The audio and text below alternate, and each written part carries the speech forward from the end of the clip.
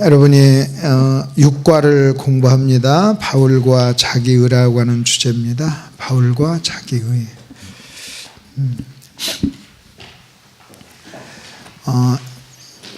마태복음 7장을 여러분이 한번 보세요. 마태복음 7장.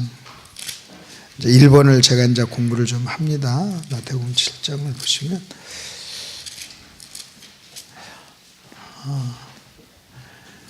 여러분 찾으시면서 한번 들어보십시오. 지금 말씀의 은혜를 많이 받고 계시죠? 많이 깨닫게 됐죠? 선명하게 깨닫게 되고 이제 이번 복음 세미나를 끝나고 나면 여러분 복음을 많이 묵상하고 복음을 꽉 붙잡고 여러분이 좀 살아가야 되는데 마태복음 5장, 6장, 7장을 산상수훈이라고 합니다. 5장, 6장, 7장을 산상수훈이라고 하죠. 그래서 예수님이 설교를 딱 마쳤습니다. 설교를 딱 마치고 나니까 28절에 있는 말씀 보십시오. 28절 예수께서 이 말씀을 마치심에 그래서 산상수훈을 마치고 나니까 무리들이 그의 가르치심에 놀랐다 그랬어요. 그러니까 여러분 설교를 하고 나고 제가 이렇게 부흥회를 하고 나면 여러분 그 다음에 꼭 찾아오는 게 있어요. 그게 뭐냐면 부흥회에 대한 여러분의 평가입니다. 제가 설교를 하고 나면 여러분은 아마 가면서 저에 대해서 제 설교에 대해서 뭔가 한마디 하실 거예요. 그 설교에 대한 한마디가 제 설교에 대한 평가예요. 좋든 나쁘든 그 상관이 없어요. 뭐 좋든 나쁘든 여보 오늘 그 강사님 설교에 은혜 받았어. 그것도 평가고 아이고 이렇게 설교가 길어. 그것도 평가고 여러분 다 그 평가예요. 아이고 참 은혜가 안 돼. 이것도 여러분 평가입니다. 마찬가지로 예수님이 설교를 딱 끝나니까 여러분 그 예수님의 설교에 대한 평가가 있었는데 예수님의 설교에 대한 평가가 뭡니까? 무리들이 그의 가르치심에 뭐였다? 놀랬다. 여러분 놀랬어요. 자, 예수님의 설교에 대한 청중들의 반응이 뭐였습니까? 놀람. 이번에 제 이 설교에 여러분이 좀 놀랬으면 좋겠어요. 하나도 안 놀란 표정을 지으면 내가 좀 놀랬어요. 그럼 제가 이제 또 한번 물었죠. 그들이 놀란 이유가 뭘까요? 여러분, 그래서 우리가 그래요. 예수님의 설교에 대한 반응이 뭐였습니까? 놀랬다. 그 다음에 두 번째, 그럼 그들이 놀란 이유가 뭡니까? 놀란 이유가 뭡니까? 그러면 놀란 이유가 있어요. 놀란 이유가 뭡니까? 여러분, 29절 보십시오. 여러분이 성경을 읽으시다가 이는이라고 하는 말이 나와요. 그러면 이는이라고 하는 말이 나오면 반드시 거기다 이렇게 동그라미를 딱 치세요. 동그라미를 딱 치고 여러분이 반드시 딱 아셔야 돼요. 이는 다음에 나오는 것, 이는 다음에 나오는 모든 내용이 뭔지 아십니까? 뭐냐면요, 설명이에요. 뭐라고요? 설명. 답이에요, 답. 이는 그 말이 나오면 뭐가 나온다? 설명이 나온다. 그렇죠? 이는 하면 설명이 나와요. 그러면 뭐에 대한 설명이 나오느냐? 이는 앞에 있는 어떤 거에 대한 앞에가 어떤 앞에 있는 거에 대한 설명이에요. 이 앞에가 여러분 1번이라면 여러분 2번이라면 1번과 2번 사이에 이는이라고 하는 접속사가 있는데 이는이라고 하는 말이 나오면 반드시 1번에 대한 뭐다? 설명이다. 그래서 여러분이요, 이는 나오면 설명이다 하면 그 앞부분에 대한 설명이다 이렇게 나오는 거예요. 그러면 여러분 보십시오. 자, 예수님의 설교에 대한 반응이 뭐였어요? 놀랬어요. 그래 놀래고 난 다음에 29절 이는 그래요. 그러면 이는이 나올 때 설명이라고 그랬죠? 뭐에 대한 설명이에요? 놀란 이유에 대한 설명이에요. 그렇죠? 제가 그래서 여러분에게 이렇게 질문합시다. 예수님의 설교를 듣고 사람들은 어떻게 반응했나요? 그럼 정답이 뭐예요? 놀랐습니다. 그래. 그러면 그들이 놀란 이유가 뭔가요? 그러면 29절을 봐야죠. 뭐라고 그랬어요? 그의 가르치시는 것이 권위 있는 자와 같고 그들의 서기관과 같지 아니했다. 왜 놀랬습니까? 놀란 이유가 뭐예요? 놀란 이유가 달랐기 때문에. 뭐였기 때문에? 달랐기 때문에. 지금까지 들었던 설교하고 달라. 아마 여러분의 목사님이요 가서 집회 가면 사람들이 놀란 이유가 뭔지, 은혜 받는 이유가 뭐냐면 지금까지 설교하고 들었던 설교하고 달라. 여러분 달라. 같으면 여러분 놀랄 이유가 없죠. 달라야죠. 달랐다는 거예요. 그래서 자 다시 한번 정답 한번 찾아오십시다. 자, 예수님의 설교에 대한 사람들의 반응 놀랬다. 자, 그들이 놀란 이유 달랐다. 그렇죠? 자, 반응이 뭐라고요? 놀랐다. 그 다음에 놀란 이유가 달랐다. 그 다음에 여기서 하나 더 나가야 돼요. 하나 더 나가네요. 그러면 무엇이 달랐을까요? 그래요. 어떤 것이 달랐을까요? 그래요. 어떤 것이 달랐어요? 여러분 설교를 듣는 그 사람들은요, 다르네? 다르네? 한 거예요. 그러면 무엇이 어떻게 달랐는가 이걸 봐야 돼요. 무엇이 어떻게 달랐는가? 거기 이제 그 다음 구절에 이제 무엇이 어떻게 달랐는가가 나와요. 마태복음 5장 27절을 거기 한번 보십시오. 이 샘플 하나를 꺼내놨어요. 그 설교의 샘플입니다. 또 간음하지 말라 하였다는 것을 너희가 들었으나, 이게 27절이에요. 그러니까 여러분 교환을 보시면 돼요. 여러분 그 27절은 간음하지 말라 하였다는 것을 너희가 들었으나, 이것은요 서기관들의 설교였어요. 간음하지 마세요. 간음하지 말아요. 간음하지 맙시다. 하나님이 간음하지 말라고 했어요. 여러분 이렇게 설교를 했다는 거예요. 근데 28절에 나는 너에게 이르노니, 이건 예수님의 설교예요. 그러니까 27절은 누구의 설교? 서기관의 설교. 28절은 누구의 설교? 예수님의 설교. 그러면 설교가, 서기관의 설교와 예수님의 설교가 뭐 했다고 그래서 같았다 달랐다? 달랐어. 달랐으면 뭐가 있을까요?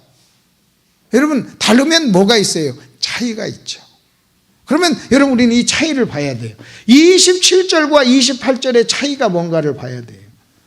27절은 서기관의 설교고 28절은 예수님의 설교란 말이에요. 근데 달랐다는 거예요.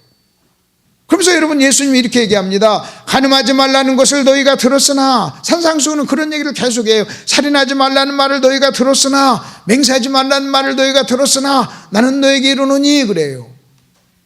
나는 너에게 이르노니 그래요. 너희가 지금까지 이렇게 설교를 들었지? 나는 그렇게 생각 안 해 그래요.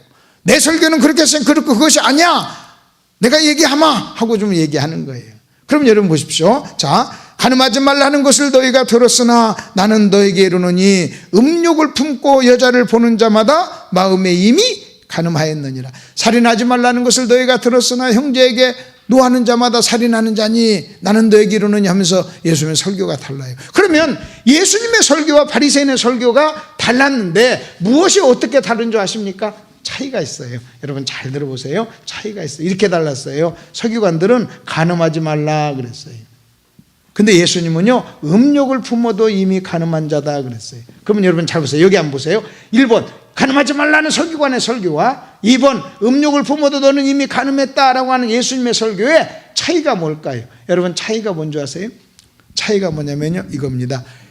서기관들은 행위를 다뤘어요. 행위. 뭘 다뤘어요? 행위를 다뤘어요. 간음이라고 하는 행위, 눈에 보이는 행위를 다루었어요. 근데 예수님은요 마음을 다뤘어요. 여러분 음욕은 어디서 일어나는 거예요? 마음에서. 다시요. 여러분 보십시오. 바리새인들은, 서기관들은 뭘 다뤘어요? 행위. 뭐에 보이는? 눈에 보이는. 그걸 뭐라고 그래요? 겉으로 보이는 행위를 다뤘어요. 근데 예수님은 뭘 다루었어요? 마음을 다뤘어요. 그러다 보면 어떤 반응이 나오느냐? 만일 여러분 서기관처럼 설교를 하잖아요. 서기관처럼 설교를 하면 청중이 어떻게 반응하는지 아십니까? 제가 이렇게 서기관처럼 설교한다고 합시다. 여러분 간음하지 마시길 바랍니다. 간음하지 맙시다. 이렇게 설교를 하잖아요. 그러면 여러분 중에 둘 쪽으로 딱 갈라져요. 청중은 간음한 사람과 안 한 사람으로 갈라져요. 그렇죠? 간음한 사람, 간음 안 한 사람. 그래서 간음을 한 사람은 아이고 내가 간음했네 그래요. 간음하지 않은 사람은 뭐라고 하냐? 나는 간음 안 했어. 저 김 집사는 간음한데. 저기 무슨 집사가 돼가지고 간음이나 하고. 이렇게 갈라져요. 그런데 예수님의 설교를 딱 하잖아요. 예수님의 설교를 하면 실제적으로 간음한 사람이나 아는 사람이나 다 죄인이에요. 그러니까 예수님의 설교, 이 서기관의 설교를 들으면 간음을 한 사람은 죄인이고 간음을 아는 사람은 의인이에요. 그래서 죄인과 의인으로 갈라져요. 근데 예수님의 설교를 들으면 다 죄인이야. 그래서 어떤 설교냐? 예수님의 설교는요 다 때려잡는 설교예요. 다 죄인 만드는 설교예요. 그래서 오늘 공부가 자기의잖아요. 서기관들의 설교를 듣잖아요. 그러면 자기의가 생긴 사람이 나와요. 나는 간음 안 했어. 나는 살인 안 했어. 나는 11조 했어. 막 이런 사람이 나와요. 그것이 쌓이면 자기 의가 되는 거예요. 그래서 서기관들의 설교를 들으면 나중에 뭐냐면요, 행위를 다루기 때문에 행위는 달라지지만 마음은 시커먼 사람이 나오는 거예요. 그걸 바리새인이라고. 그래서요, 서기관 같은 설교를 수십 년 듣잖아요. 그러면요, 겉은 본질을 한데 속은 사악한 사람이 되는 거예요. 이해가 되십니까 지금? 여러분, 이거 굉장히 중요한 겁니다. 여러분, 어떤 설교를 들으면요, 어떤 사람은요, 나는 괜찮은 사람이야. 어떤 이런. 근데 여러분, 예수님의 설교는요, 간음한 사람이나 간음하는 사람이나 다 뭐예요? 죄인이에요. 그리고요, 마음속으로 음욕을 품고 한 사람이, 내가 비록 간음은 안 했지만 나 혼자 있을 때 음욕을 품고 내가 이상한 것도 보고 이상한 짓도 했어. 주여, 내가 죄인입니다 하면서 전부 다 죄인 만드는 거예요. 그럼 여러분 보세요. 어떤 설교가 좋을까요? 예수님 같은 설교예요. 여러분, 예수님 같은 설교를 하면 간음을 한 사람이나 아는 사람이나 다 하나님 앞에 와서 하나님 용서해 주세요 하고 회개하는 거예요. 여러분, 예수님 같은 설교를 하면요, 어떤 사람도 잘난 사람이 없어요. 예수님 같은 설교를 하잖아요. 그러면 설교를 듣는 모든 사람이 주님 앞에 와서 하나님, 내가 잘못했습니다, 이 고백을 하게 돼요. 그리고 예수님 같은 설교를 하잖아요. 그러면요, 자기의가 없어요. 근데 서기관 같은 설교를 하잖아요. 그리고 그런 설교를 10년, 20년 하게 되면요, 어떤 현상이 일어나는 줄 아십니까? 나는 간음 안 했지. 나는 주일 성수해. 나는 11조해. 하는 이런 사람이 만들어져요. 자기. 그게 굉장히 심각한 겁니다. 그래서 그러면 이 부분이 어떤가, 이것을 또 다른 측면에서 잠깐 한번 설명을 해볼게요. 여러분이 예를 들어서 여기 형하고 동생하고 싸웠어. 공을 가지고 싸웠어. 형 공인데 동생이 형의 공을 가지고 노니까 형이 엄마 그거 내 거야, 내가 놀자, 내 거야 하고 둘이 막 싸웠어요. 그러면 보통 엄마는 어떻게 이걸 해결하는 줄 아십니까? 서기관처럼 해결해요. 딱 가가지고 이리 와봐. 동생한테 이렇게, 너 엄마 형아 것 가지고 왜 그래? 네 공 아니잖아. 너 왜 형아 것 가지고 그래? 그게 형아 공이잖아 하고 그렇게 얘기하잖아요. 그러면 뭐예요? 동생은 뭐가 되고? 죄인이 되고, 형은 뭐가 돼요? 의인이 돼요. 그래서 우리는 자꾸 잘못을 따져요. 그래서 동생이 잘못했고 형은 괜찮고, 너 형한테 잘못했다고 그래? 그래요. 이게 서기관처럼 대하는 거예요. 근데 내가 예수님처럼 한번 대할게요. 그럼 예수님처럼 대하면 이래요. 동생 잘못했어요. 형 거 뺏었으니까. 너 형한 건데 그러면 되냐? 네 거 아니잖아. 그 다음에 형한테도 뭐라고 하냐면 이렇게 얘기해야 돼요. 네 건 맞지만 네가 동생한테 한번 양보 좀 하지. 동생이 네 것만 가지고 좀 논다고 하는데 한번 좀 배려 좀 하고, 네가 형인데 그걸 막 가지고 네 거냐 내 거냐고 동생하고 싸우면 네가 되냐? 그러면 둘 다 뭐가 돼요? 대답 좀 해봐요. 둘 다 죄인. 그럼 지금 내가 누구처럼 대한 거예요? 예수님처럼. 여러분, 솔직히 어떤 교회 가서 싸워요. 싸울 때 내가 가가지고요, 누구는 옳고 누구는 틀리다, 여러분 이렇게 하면은요, 죄인과 의인으로 가려고 그래요. 여러분, 솔직히 싸우면요, 둘 다 잘못한 거예요. 덤빈 사람은 덤빈었기 때문에 잘못한 거고, 여러분 그 싸움을 받고 여러분 뭐한 사람, 우리는 자꾸 뭐 하면요, 누가 가해자고 누가 피해자냐, 여러분 이걸 따져요. 누가 옳으냐 누가 그르냐 이걸 따져요. 그래서 와서 그래요. 목사님, 내가 뭐 잘못한 거 있습니까? 누가 목사님 보실 때 누가 잘못했어요? 그래요. 근데 여러분 하나 아셔야 돼요. 여러분, 만일 어떤 사람이 가해자라면 용서를 빌어야 돼요. 피해자라면 용서를 해줘야 돼요. 한 번은 목사님하고 성도님하고 어떤 분이 싸웠어요. 예를 들어서 싸웠어요. 싸우는데 한 지혜로운 성도가요, 목사님한테 이렇게 얘기한 거예요. 목사님, 왜 자꾸 이기려고 하세요? 여러분, 이기려고 하는 것은 뭐예요? 이기려고 한다는 것은 내가 뭐 하는 거예요? 의인이라는 거예요. 내가 의인이라는 거예요. 내가 의인이고 너는 죄인이야, 이게 이기는 거예요. 여러분, 여러분, 세상 법정에서 이긴다는 것은요, 내 죄가 없다는 거예요. 나는 의인이고 네가 죄인이고 나는 피해자예요. 그러면요, 이기는 거예요. 그런데 여러분 보세요. 막 싸우니까 한 지혜로운 성도가 그 목사님한테 삥긋이 웃는 거예요. 목사님, 왜 자꾸 이기려고 하세요? 어차피 목사님이 이겨도 용서하셔야 되잖아요. 이해가 되십니까? 어차피 이겨도 뭐 하셔야 돼? 용서해야 돼. 여러분 잘 보세요. 내가 내 아내하고 싸워요. 여러분, 싸운다는 얘기는요, 상대방을 죄인 만드는 작업이에요. 그래서 상대방을 죄인 만들었다 해봅시다.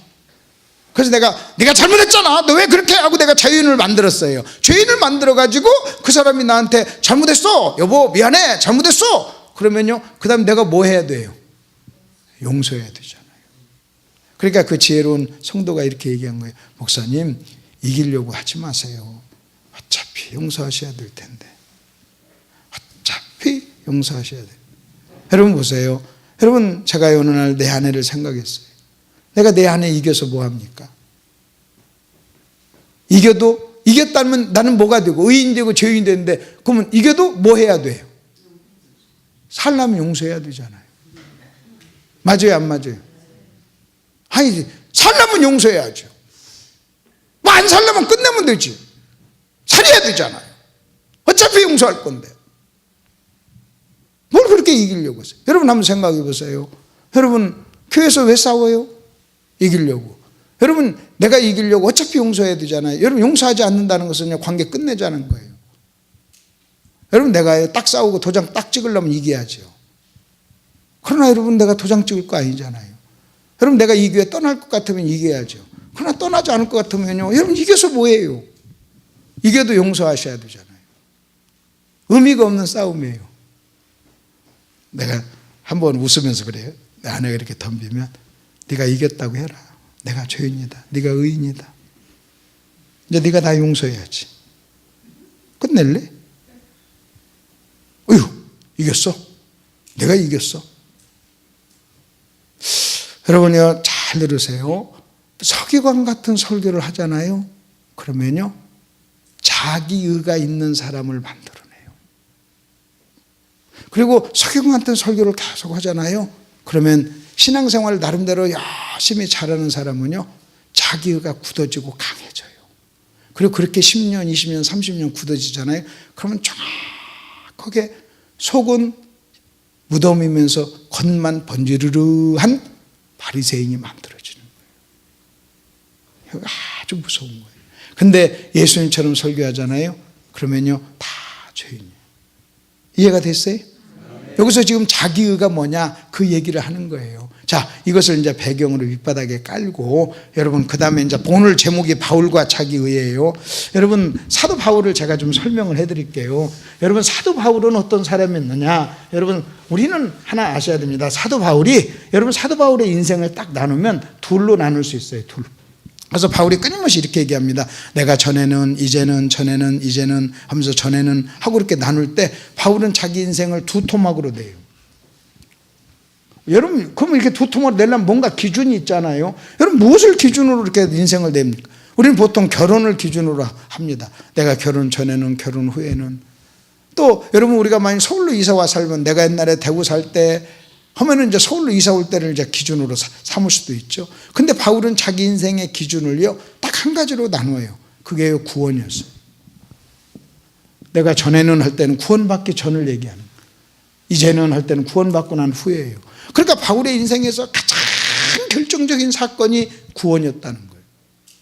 그래서 자기 인생을요, 두 토막으로 다, 내가 전에는, 그 다음에 이제는 그래요. 근데 바울이요, 자기가 구원받기 전 이게 1번입니다. 구원받고 난 후 이게 2번입니다.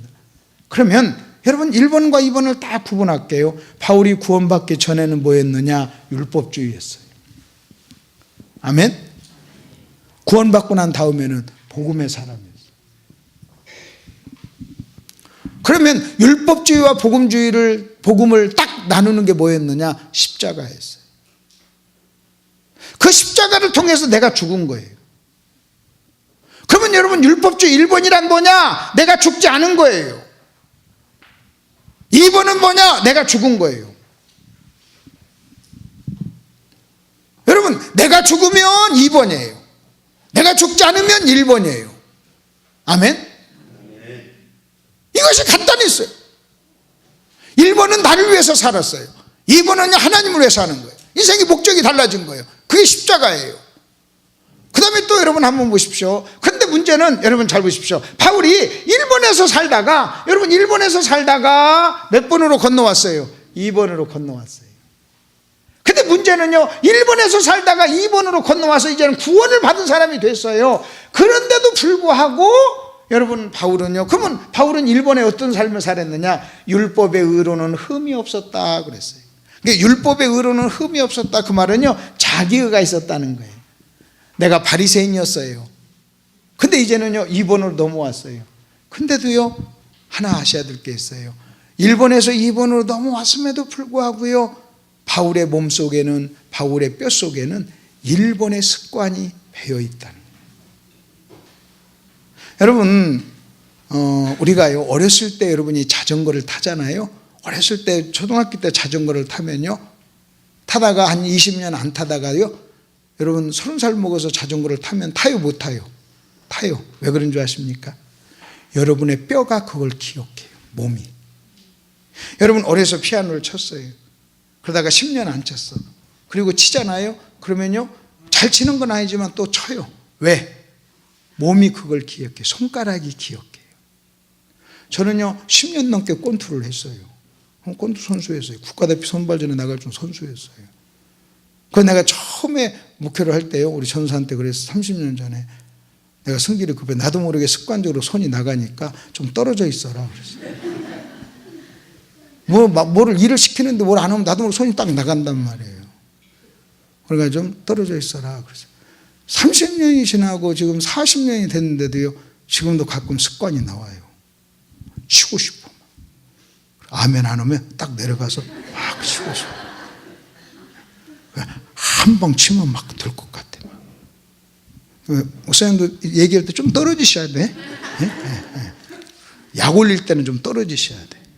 나도 모르게 다 나간다니까. 그게 내 몸에 뭐가 돼 있어요? 습관이.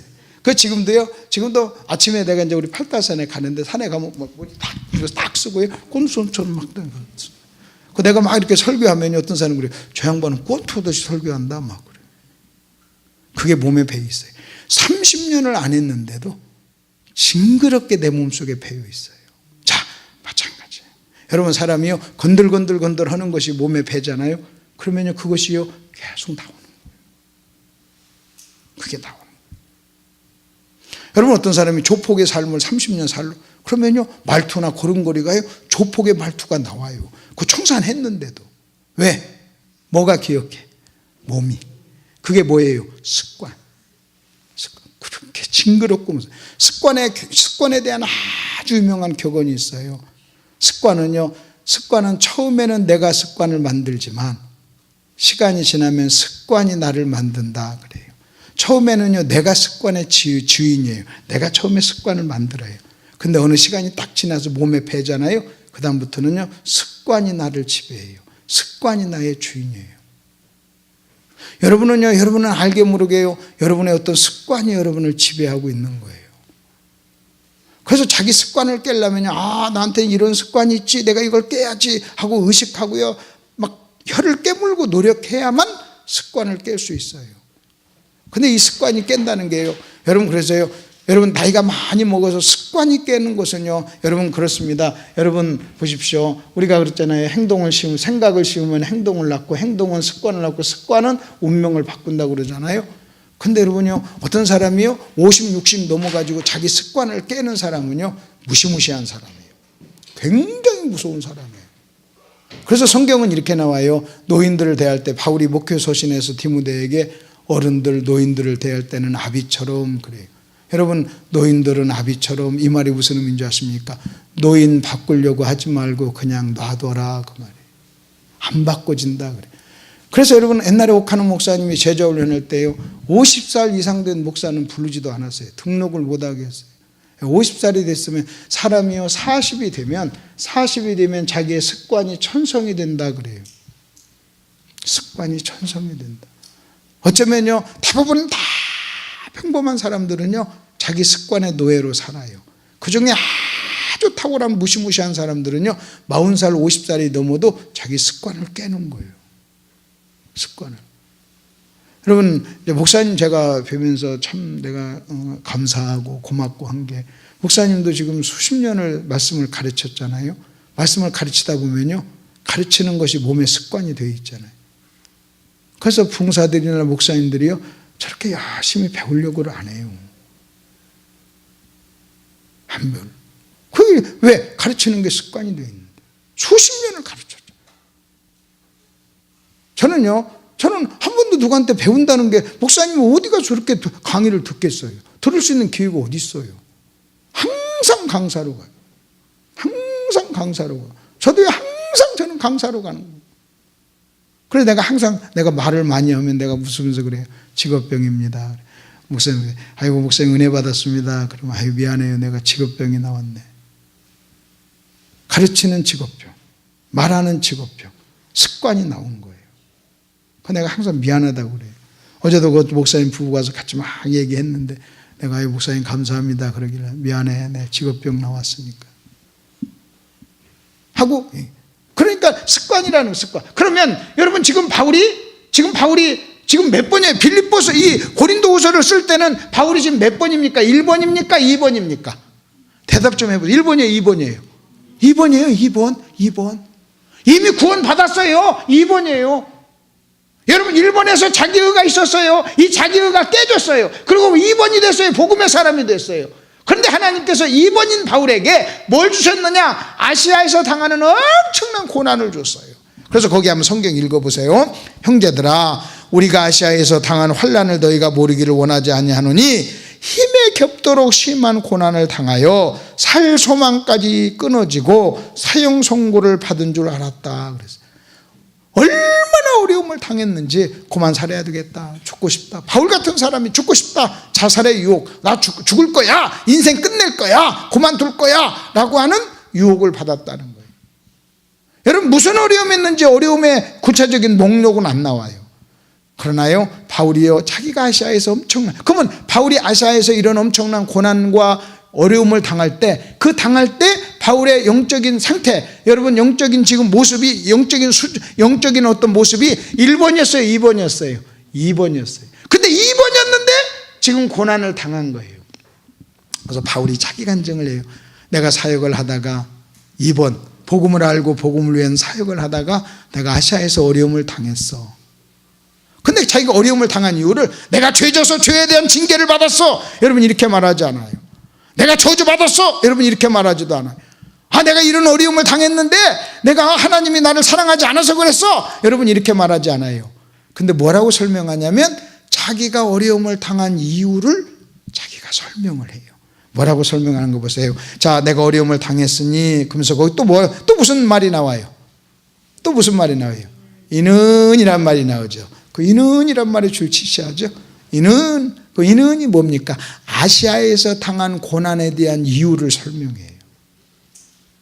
왜 내가 아시아에서 고난당했는가? 우리는 고난당하면요 죄 때문이야, 징계야, 하나님 저주야, 사랑하지 않아서 그래, 이렇게 생각하는데 바울은요 그렇게 말하지 않았어요. 바울은 뭐라고 말했냐면 이렇게 설명합니다.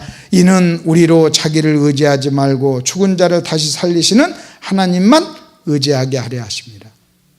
그래서 바울은요 이겁니다. 고난이 왔는데 바울은요 정말 바울은 기가 막힌 사람이에요. 자기 생애에 엄청난 고난이 왔는데 자기에게 당한 이 고난을 자기가 해석을 했어요. 자기 스스로 해석을 했어요. 그 고난의 이유를 자기가 이야기를 해요. 바울은요 자기가 당한 고난을 정확하게 알고 있었어요. 여러분이 고난을 당할 때 해석을 잘못하면요 자살할 수도 있어요. 여러분 해석을 잘못하면 쓴뿌리가 생길 수 있어요. 여러분이 해석을 잘못하면요 원수가 생길 수도 있어요. 근데 바울은요 자기에게 당한 고난을 해석을 하는데, 영적으로 해석을 하는데 그가 뭐라고 해석하는 줄 아십니까? 이렇게 얘기합니다. 목적이 있는 고난이었다 그래요. 뭐라고요? 목적이 있는 고난이었다. 하나님이 어떤 목적을 가지고 주셨다, 혹은 계획이 있는 고난이었다. 그냥 우연히 다가온 것도 아니고 저주 때문에 다가온 것도 아니고 내가 죄 때문에 다가온 게 아니었다는 거예요. 목적이 있었다. 근데 그 목적이 뭐냐? 하나님만 뭐하도록? 신뢰하도록. 자기를 뭐하지 않고 신뢰하지 않고. 그 자기 신뢰, 거기서 그렇게 나와요. 자기를 신뢰한다. 자기를 신뢰한다. 그 말이에요. 그리고 하나님만 신뢰한다. 그러니까요, 자기를 신뢰하지 않고 하나님만 신뢰하기 위해. 그러면 자기 신뢰가 뭐냐? 그게 자기 의예요. 왜 고난을 줬느냐? 아, 내가 설교를 잘해서 목회를 잘해. 이런 말 하지 않도록. 아, 내가 머리가 좋아서 내가 이렇게 잘 살아. 아, 내가 사업을 잘해서 이렇게, 내가 똑똑하니까 내가 이런 일이 지금 이렇게 잘 돼. 여러분, 이런 이야기 하지 않도록. 자기 신뢰라뇨, 자기 자랑이에요. 자기를 자랑하지 않고 누구만 자랑하게? 하나님만. 자기를 의지하지 않고 하나님만. 그걸 신뢰라고 그래요. 여러분, 자기 신뢰란 뭐냐? 자기 의예요. 자기를 자랑하고, 자기를 드러내고, 자기를 나타내고. 그 일 하지 않도록.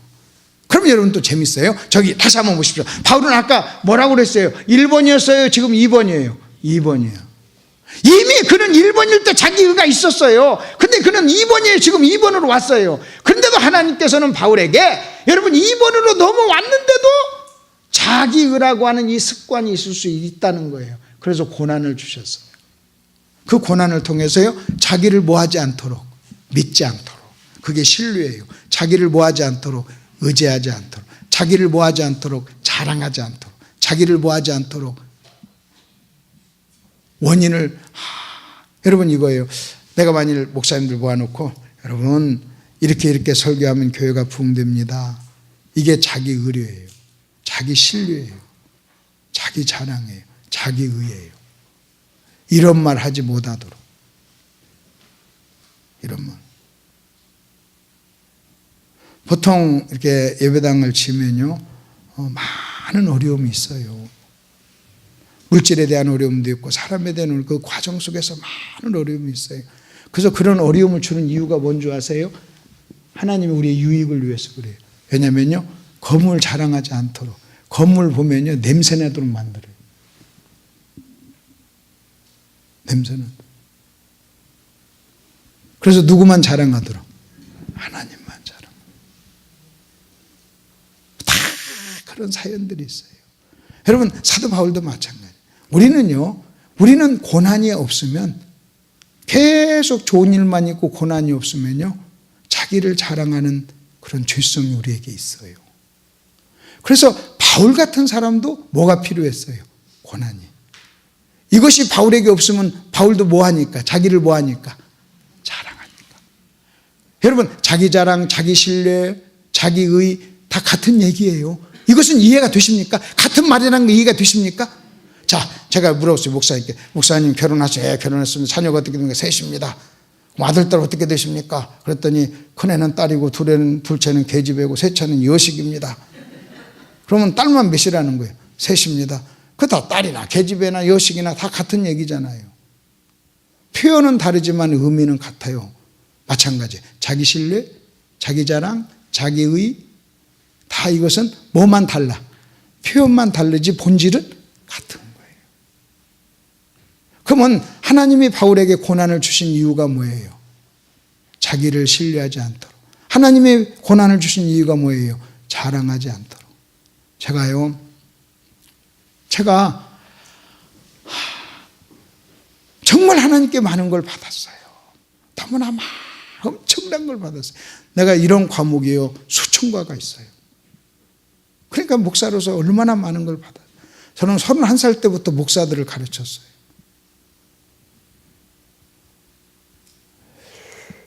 너무나 엄청난 걸 받았어요. 그런데요, 좋은 아내도 좋고 좋은 자녀도 좋고 참 순종 잘하는 자녀도 좋고, 그런데 건강도 좋고, 그런데요, 하나님이 안 준 게 있어요.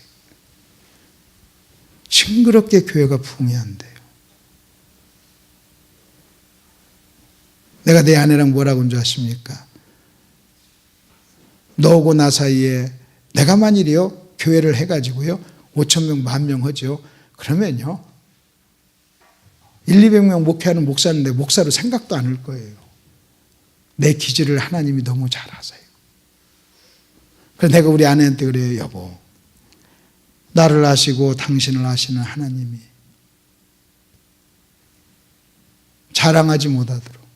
여러분, 내가요 보통 와가지고 부흥회 하면서요 간증하고 자기 목회 자랑하는 사람은요 목회가 좀 되니까 자랑하는 거예요. 저는 왜 자랑 안 하는 줄 아십니까? 내가 의로워서가 아니라, 내가 뭐 자기의가 없어서가 아니라 자랑할 게 없어서, 실제로 없어서. 이제 목사님 저쪽 이사 가셨으니까 이제 자랑할 게 생기지. 가셔도 하지 마셔야 돼요. 가셔도 하지 마셔야 돼요. 가셔도 돼요. 여러분, 제가 내 아내한테 그랬어요. 참, 나를 아시는 하나님이. 그래서요, 목사님 앞에 가거나 부흥에 가면요, 솔직히 자랑할 게 실제 없어요, 실제. 목사가 목회를 못하는데 무슨 자랑이에요.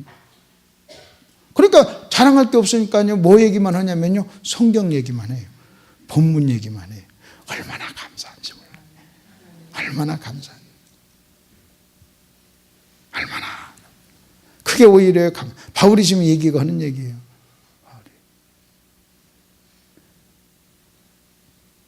제가 이제 어떻게 하다 보니까 코스타 강사를 여러 번 갔어요. 시드니 코스타를 한 7, 8번 갔어요. 가면요, 막 강사들이 막 자랑을 해요. 자랑할 게 많은 사람들이 와요. 근데 내가 가면 자랑할 게 없으니까 성경 얘기해요. 근데 재밌는 게요, 자랑할 게 없어서 성경 얘기만 하는데 은혜를 받아요. 또 오라고. 아니, 내가 기질적으로, 나도요, 기질적으로 육신이 있는데 자랑할 것 있으면 왜 자랑을 못 하겠어요? 자랑하고 싶어 미치겠다니까요.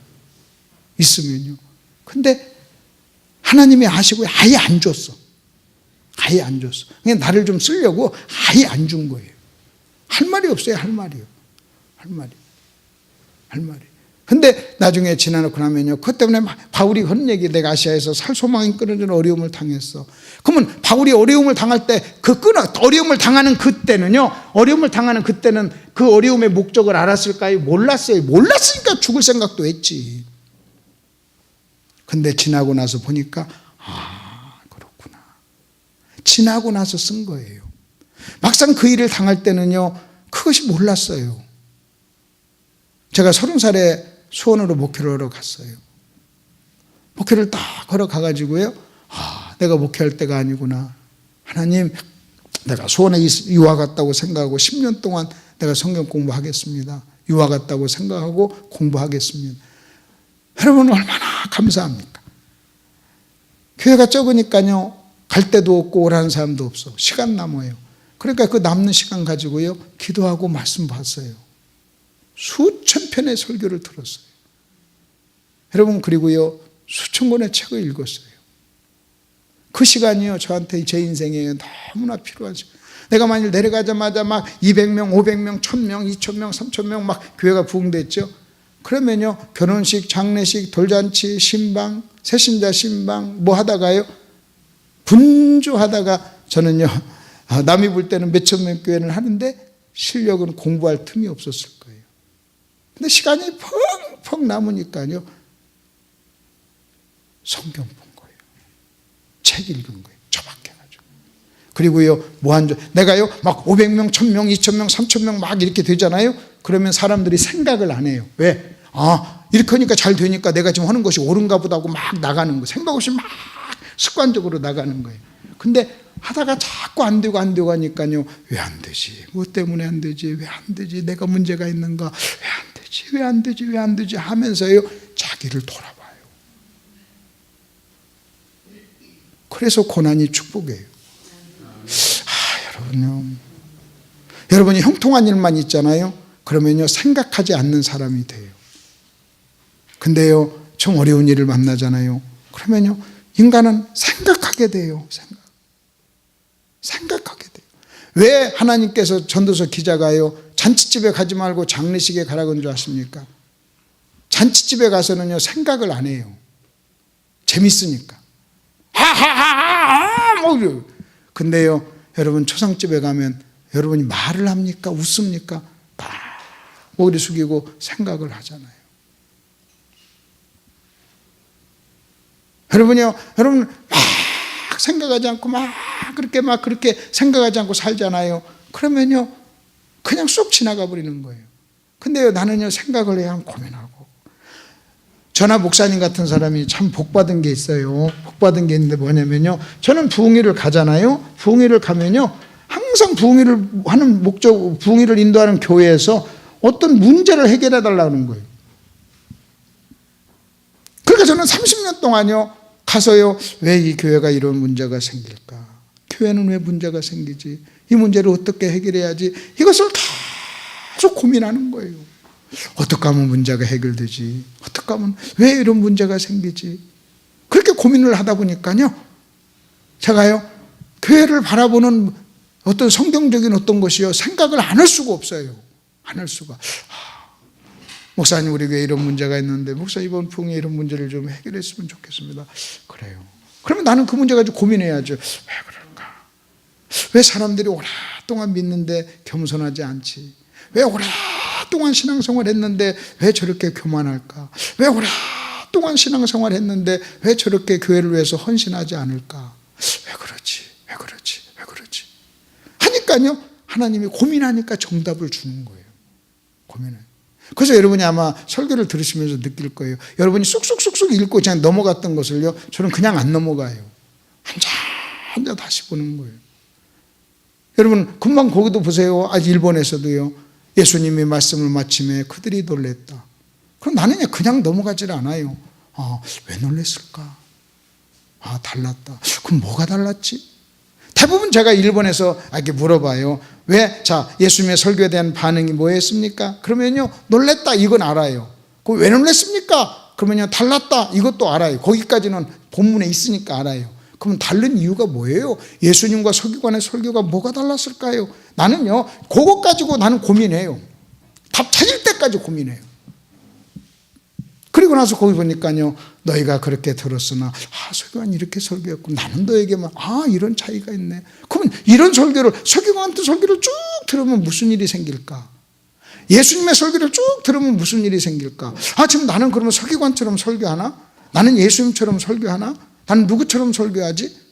내 사역 속에 바리새인이 만들어지면 서기관처럼 하는 거예요.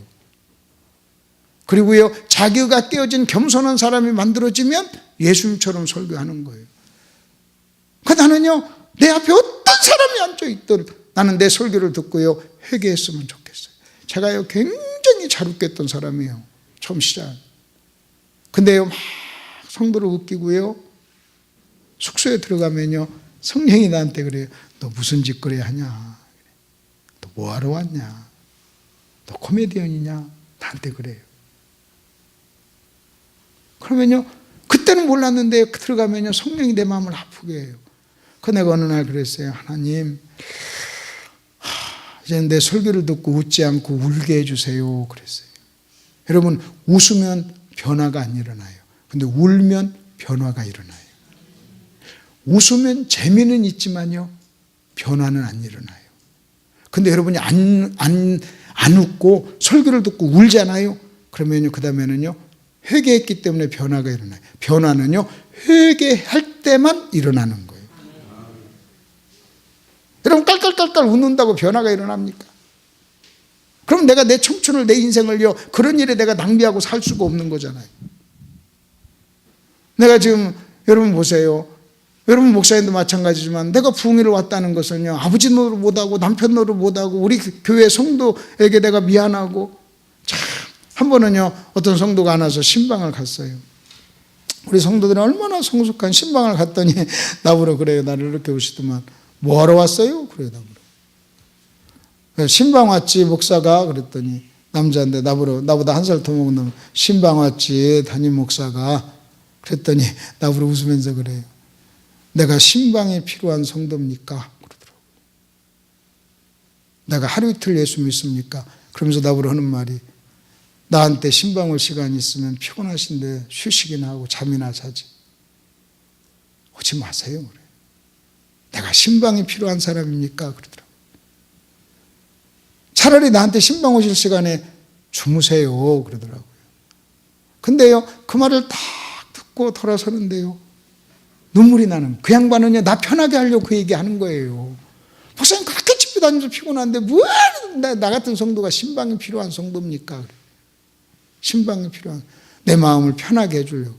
여러분 아마 목사님도 틀림없이 그럴 거예요. 부흥회를 다니면요 항상 성도한테 죄송스러운 마음이 있어요.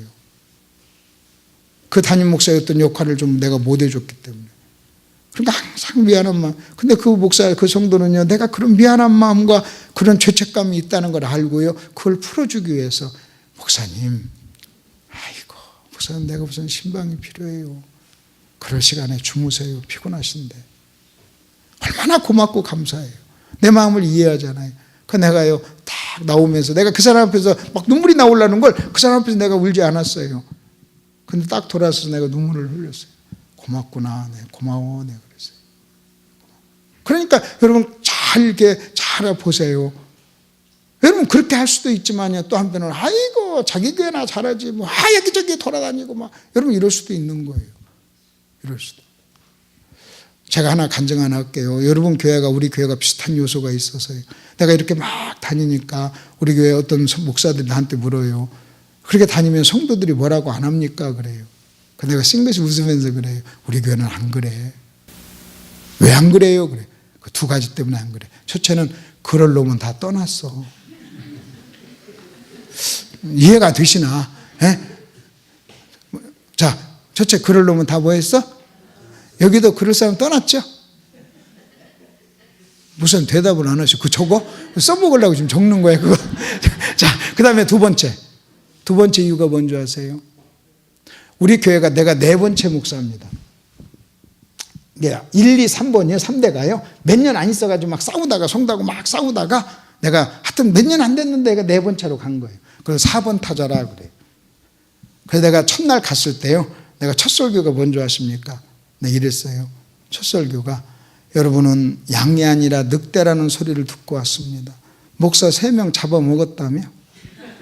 입에 보니까 피가 절절절 흐르네. 나도 목자가 아니라 호랑이요. 늑대하고 호랑이하고 만나서 한번 해봅시다. 나 침 안 풀어. 안 풀고 하다가 나 안 되면 그냥 갈 거야. 안 풀었어. 6점 안 풀었어요. 그리고 시작을 했어요. 왜? 하도 독한 교회였습니까? 그러니까 독한 교회니까 독한 목사를 보낸 거예요. 첫 설교를 그렇게 한 사람이 어디 있어요? 그렇게. 자, 그렇게 했는데 성도들이요, 은혜를 엄청 받은 거예요. 설교할 때마다. 지금은 이제 이게요, 처음에는 내가 특별 설교했는데 계속 하다 보니까 이제 면역이 돼가지고 지금은 은혜를 안 받아요. 보통 설교가 된 거예요. 그래서 하여튼 은혜를 그렇게 많이 받고 막 눈물바다가 됐어요. 자기들도 뭐 목사 때문에 고통을 당해. 여러분 이렇게 싸웠다는 것은요, 내 앞에 3명의 목사가 문제가 많았다는 거예요. 성도야 뭐 목사가 가르치기 나름이지 뭐. 그러니까 설교를 하고 나면요, 기도시키면요 항상 엉엉 울었어요. 엉엉 울면서. 그래서 그들이 울면서 한 기도가 있었어요. 이렇게 기도했어요. 하나님, 우리만 듣기에는 너무나 아까운 설교입니다. 우리 목사님 설교 더 많은 사람이 듣게 해주세요. 이게 소원이었어요. 우리만 듣기에는 너무나 아깝습니다.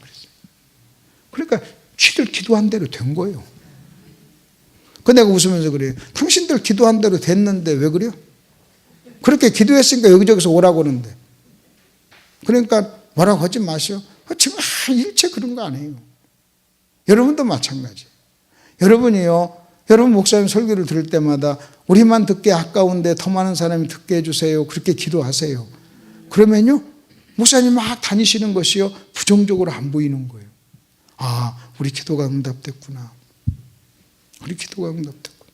자, 그 다음에 이제 2번을, 3번을 넘어가 보세요. 여러분, 바울은요, 지금 아시아에서 고난을 당했어요. 그 고난의 목적이 자기 의 때문에. 근데 이번에는 이제는 가시를 만났어요. 근데 가시에 우리가 잘 아니까 그냥 간단하게 설명할게요. 가시의 목적이 뭐였어요? 가시의 목적이 하나님이 바울을 약 올리려고? 아니에요. 가시의 목적이 뭐 하지 않도록? 자고하지 않도록. 뭐 하지 않도록? 자고, 교만하지 않도록. 그 교만이 자기의예요. 그 교만이. 그러니까 가시도 목적이 여러분 교만하지 않도록. 자기의 가시. 그러면 여러분 잘 보세요. 그러면 이제 간단하게 여러분이 정답을 좀 알려드릴게요. 여러분 참 여기에 너무나 자 여기 보십시오. 바울에게 여러분 지금 바울이 구원을 받고 난 다음이에요. 구원 받고 난 다음인데 하나님이 바울에게 두 가지 것을 줘요. 하나는 고난을 줘요. 뭘 줘요? 고난. 하나는 또 뭘 줘요? 가시를 줘요. 고린도서 12장에서 가시. 근데 가시하고 고난하고 목적이 동일해요. 목적이 뭔지 아십니까? 가시, 고난을 주신 목적, 가시를 주신 목적은 고난은 하나님만 의뢰하, 자기 신뢰하지 않도록, 가시는 겸손하도록. 근데 겸손이나 자기 신뢰나 다 자기 의예요. 자랑하지 않도록, 교만하지 않도록, 자기 의에 빠지지 않도록. 그러니까 하나님의 입장에서 볼 때는요, 사도 바울 같은 사람도 자기 의라는 함정에 빠질 수 있었다는 거예요. 그래서 뭘 줬어요? 고난? 고난만 가지고도 안 되니까 뭘 준 거예요? 가시까지 준 거예요. 이것은요, 목표는 같아요. 여러분, 고난이나 가시나 표현은 다르지만 이 가시를 주신 목적, 고난을 주신 목적은 동일해요. 자기를 자랑하지 않도록, 자기 의에 빠지지 않도록. 그런데 다른 점이 있어요. 여러분, 가시와 고난의 다른 점이 뭔지 아세요? 다른 점이 뭐예요? 다른 점. 이것을 여러분이 아셔야 돼요. 고난과 가시의 목적은 뭐였어요? 똑같았어요. 자기의. 그래서 오늘 제목이 바울과 자기의예요. 그런데 다른 점이 뭐냐? 자, 설명할게요. 여러분, 다른 점이 있는데 다른 점은요, 고난은 지나가는 거였어요. 가시는요, 항상이에요. 죽을 때까지 가지고 가는 거예요. 고난은 뭐라고요? 지나가는 거. 다시, 고난은 지나가는, 가시는 안 지나가는 거. 내가 이거 품고 가야 되는 거. 죽을 때까지 나를 따라다니는 거. 사라지지 않는 거예요. 자, 그럼 여러분 잘 보세요. 바울이요, 가시를 만났을 때요, 이렇게 기도합니다. 하나님, 가시 좀 없애주세요. 이 말이 뭔지 아세요? 하나님, 이 가시가 뭐 해달라는 거예요? 지나가게 해달라는 거예요. 하나님, 이 가시 좀 지나가게 해주세요. 나에게 막상 이 고난이 왔지만 이 고난이 지나가게 해달라. 가시가 지나가게 해달라는 거예요. 고난처럼. 여러분, 우리는요, 지나가는 고난은요, 이 또한 지나가리라 그랬잖아요. 근데 우리가 힘든 것은요, 안 지나가는 거예요. 내가 평생 끌어안고 가야 되는 거예요. 근데 하나님은요, 고난은 지나가는 거고 가시는 끌어안고 가야 되는 것인데, 재밌는 것은요, 하나님 이 가시 좀 없애주세요. 지나가는 거였으면 좋겠습니다. 그랬더니 하나님이요, 안 돼, 그런 거예요. 그건 네가 평생 안고 가야 돼, 그 말이에요.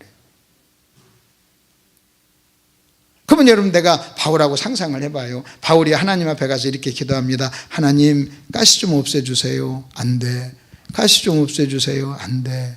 가시 좀 없애주세요. 안 돼. 왜 저한테 가시를 주셨어요? 그래, 안 돼요. 좋아요. 이유나 합시다. 가시를 주신 이유가 뭐예요?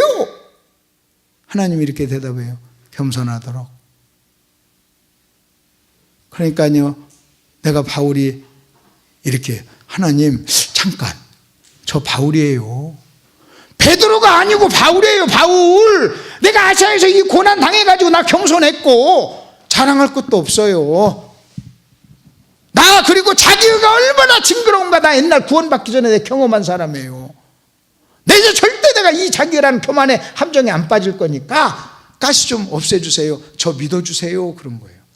그러니까 하나님이요, 저 바울이에요. 바울. 베드로 아니에요. 그러니까 하나님이 이렇게 대답했대요. 알어, 네가 바울인 거. 그리고 네가 얼마나 나를 사랑하는가도 알어. 네가 그런 고난을 받았는 것도 알어. 그런데 바울아, 미안한데 내가 한 가지 정직하게 할 얘기가 있어. 나 너 못 믿어. 아멘. 나도 못 믿어. 우리 딸이 결혼을 했는데, 결혼하기 전에 내가 연애할 때도 웃으면서 그래. 너 연애하고 누구 친구 만나고 볼 때 10시 이상 10시 후에 들어오지 말아라. MT도 못 가게 하고 어디 못 가게 하고, 이제 딸 가졌으니까 막 그랬잖아요. 그러면 항상 우리 딸이 그래요. 아버지, 내가 누구예요? 아버지 밑에서 30년 동안, 아버지 밑에서 25년 동안 말씀의 훈련을 받은, 아버지 저를 못 믿으십니까? 그러면 내가 꼭 우리 딸 끌어안고 내가 하는 말이 있어요. 아빠가 왜 우리 딸을 안 믿나? 우리 딸 주경이 믿지. 주님을 경외하라는 딸인데 믿지. 내가 너를 믿지. 그런데 네 육신은 못 믿어. 이해가 되시나요? 적어놔요. 유명한 좋은 얘기. 너는 믿지. 근데 네 젊은 피를 내가 어떻게 믿어? 여러분 사랑하고 여러분 믿죠. 그러나 여러분 피 속에 있는 죄성을 어떻게 믿어요? 죄성을 어떻게 믿어요?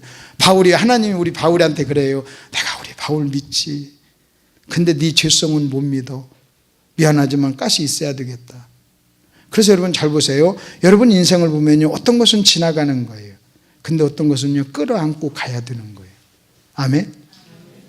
여러분 자식 끌어안고 가야죠. 남편 끌어안고 가야죠. 마누라 끌어안고 가야죠. 그렇다면 여기서 한 가지만 하고 이제 마칠게요. 여러분 바울 같은 기가 막힌 바울은요 극적으로 하나님을 만났어요. 그리고 성경 지식을 정확하게 아는 사람, 복음을 정확하게 아는 사람이에요. 이런 바울에게도 뭐도 필요하고 고난도 필요했고 뭐도 필요했어요. 가시도. 뭐 때문에? 자기 의 때문에.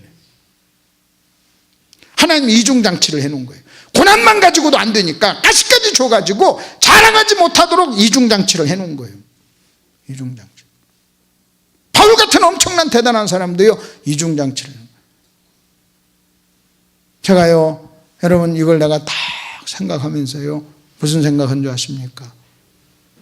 제가 이 말씀을 참 깨달았을 때요 제 아내가요 내가 이 설교를 하면서 여러분 보세요. 바울이요 하나님이 가시를 줘가지고 평생 동안 그 가시가 찔리도록 해가지고 겸손하게 했다는 것은요 자기 은은요 죽을 때까지 싸워야 될 문제라는 거예요. 죽을 때까지 싸워야 될 문제예요. 징그러운 거예요.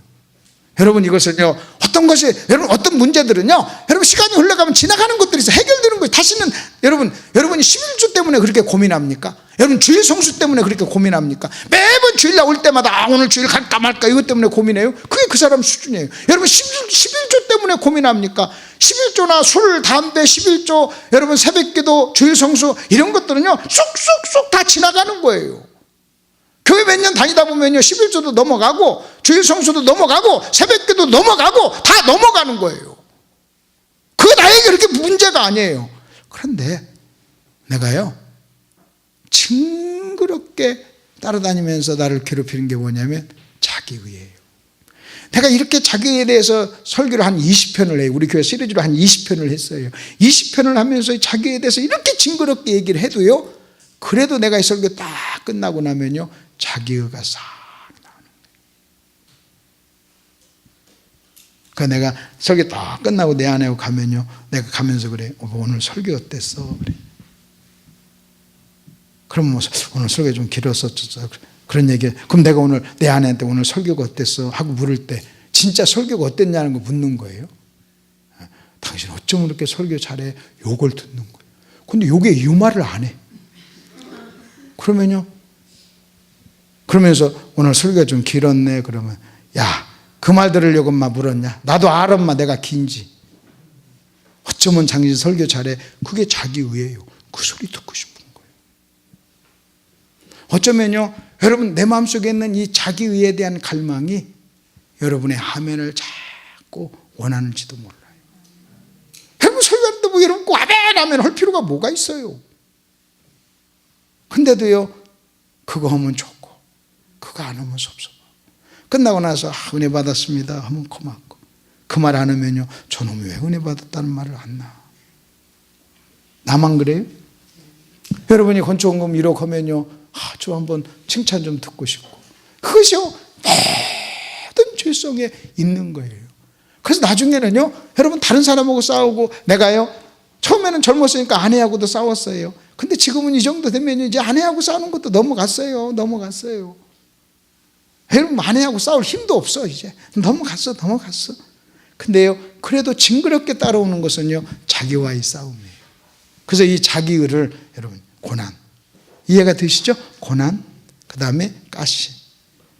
바울 같은 사람에게도 이 자기의가 있었다면 그래서 제가 이제 이 부분 하고 그러면 이 자기의를 어떻게 해결할까요? 자기의를 때려잡는 방법이 있어요. 그 때려잡는 방법이 4절입니다. 4번입니다. 거기 보십시오. 여러분, 자기 의를 때려잡는 방법이 고린도서 15장을 보세요. 나는 사도 중에 지극히 작은 자라. 나는 하나님의 교회를 박해하였으므로 사도로 칭함받기를 감당하지 못할 자로다. 그러나 그래. 여러분, 이제 이 말만 할게요. 여러분, 그러나 거다 줄 좀 치세요. 그러나라는 단어가 뭔지 아세요? 그러나는요, 앞과 뒤가 서로 상반될 때, 반대될 때 사용하는 접속사예요. 그러니까 그러나가 나오면 반드시 앞과 뒤는 반대예요. 그래서 그러나가 나오면요, 앞뒤를 비교해 보세요. 자, 그러면 그러나를 비교해 봅시다. 9절과 10절이 반대라는 거예요. 그럼 9절은 뭡니까? 나는 사도 중에 지극히 작은 자고 교회를 박해했으므로 사도로 감당받을지 못할 자로다. 여러분, 9절이 뭐냐면 이겁니다. 나는 사도로서 자격이 없다, 그 말이에요. 그런데 그러나 10절은요, 반대예요. 자격이 없는데 하나님의 은혜로 사도가 되었다, 이 말이에요. 자격이 없다, 근데 사도가 되었다. 중간에 그러나예요. 그걸 은혜라고 그래요. 그래서요, 은혜만이 자랑을 멈추게 해요. 은혜만이 자기 의를 때려잡는 해독제예요. 하나님의 은혜, 하나님의 은혜, 하나님의 은혜. 그런데 그 하나님의 은혜란 뭐냐? 자격이 없다는 거예요. 나는 자격이 없습니다. 은혜라는 것은요, 자격과 조건이 없는데도 주어지는 거예요. 그러면 은혜가 언제 사라지느냐? 자격이 있다고 생각하는 순간 은혜는 사라지는 거예요. 근데 바울은요, 죽을 때까지 은혜를 관리했어요. 관리한 게 뭔지 아십니까? 나는 자격이 없어, 그런데 되었어, 이거예요. 자격이 없는데 사도로서 교회를 핍박해서 자격이 없어, 그런데 목사가 됐어. 나는 목사로 자격이 없어, 깡패 됐어야 돼, 근데 목사가 됐어. 그래서 은혜야, 이거예요. 제가 저 좀 보세요. 내가 우리 아들한테 하는 얘기가 있어요. 여러분, 은혜가 충만해가지고 신학교를 갔어요. 그 신학교 가서 졸업하고 졸업장 하나 받아가지고요, 그 졸업장을 자격이라고 생각하고 은혜하고 졸업장을 바꿔가지고 와요.